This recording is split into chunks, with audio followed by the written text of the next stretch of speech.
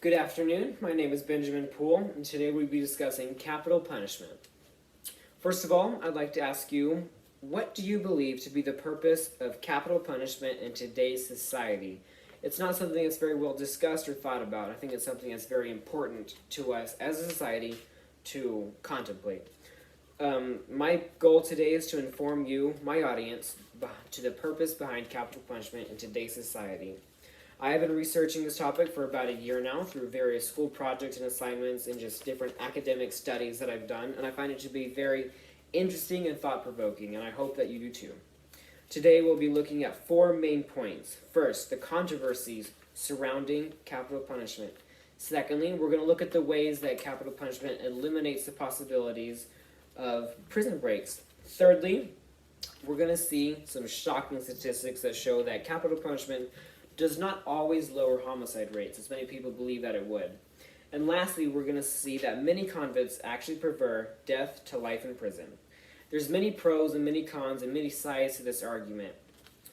So it's not something that we can just take by one side or from one perspective. We need to look at it from many different angles, from pros and cons. All right, first of all, we're going to see that there's actually a lot of legal controversy among the states in their legality for their regions of control. So what some people don't know is that almost half of the United States, I guess, have voted to make capital punishment illegal, 22 to 28. Now, having capital punishment be illegal destroys the possibility of a wrongful execution. That's one of the definite pros. You might think, we have perfect court systems, this would never happen. You'd be wrong. I have a story here written by an author titled Eric from Able Stories, which is a legal services marketer. He says, Cameron Todd Willingham, 1992. He was convicted of arson murder in Texas. He was believed to intentionally set a fire that killed his 3 children. In 2004, he was put to death. Unfortunately, the Texas Forensic Science Commission later found that the evidence was misinterpreted, and they concluded that none of the evidence used against Willingham was valid. As it turns out, the fire was actually just an accident. Now imagine being Willingham. You're falsely sentenced, falsely trialed, falsely executed. You're put to death. You were falsely accused of murdering your 3 children. Now, if capital punishment had been legalized, this would never have happened, and he would have been released upon discovery of his innocence. A big pro is that capital punishment destroys the possibility of dangerous criminals escaping prison. Not only does an execution offer a sense of resolution and justice to the family of a victim, but also eliminates the possibility of a criminal continuing his career in crime. An example of this from Lee Laughlin in the Graveyard Shift, which is a crime blog, says, May 31st, 1984, the Briley brothers escaped Mecklenburg Correctional Center, a brand new $20 million institution built in 1977. It was considered inescapable. All it took the brothers, the condemned killers, to break free of their death row cell blocks was a few officers' uniforms, a portable TV, and a fire extinguisher. This goes to show that no matter how tightly locked up someone could be, there was always a chance that they could escape and continue their horrendous career of crime. Having an immediate execution would totally eliminate this possibility. Now, over the years, from 1976, I believe it is, there has been a steady decline in the number of executions per year. I believe this to be due to the realization that having capital punishment does not actually lower homicide rates. Studies show that the states that have legal capital punishment actually have more homicides per year than those that don't.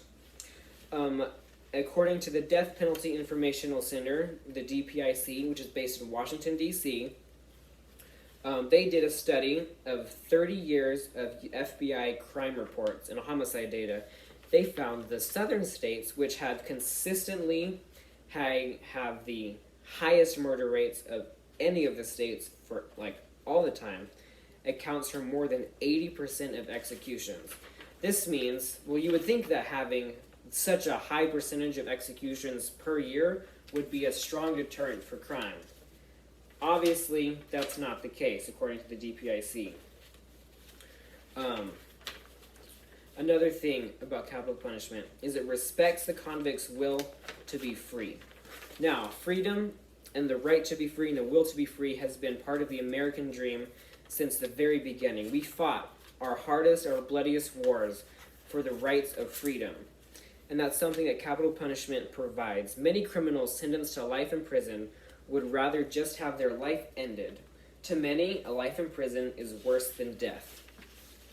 An example of this, which is an article written by Ryan Robinson on ABC News Network. Michael Pissarro, he was sentenced to death for the murder of his daughter. Despite many legal disputes, Pissarro chose the death penalty over life in jail. He had the opportunity to escape death row, but instead he chose death because he believed it would set him free. Capital punishment respects that convict's will to be free and gives them that opportunity. Again, there are many schools of thought, many topics, all of them with their respective validities. Today we've seen how the amount of controversy surrounding capital punishment. We've seen how capital punishment eliminates the possibility of prison breaks. We've seen how capital punishment does not always lower homicide rates. And we've seen how many convicts prefer death to life in prison. So again, I just want to ask you, what do you believe is the place of capital punishment in today's society? I hope that you'll take this and you'll think about it and you'll ponder it, because this is something that we could be seeing be an issue in our coming years. Thank you.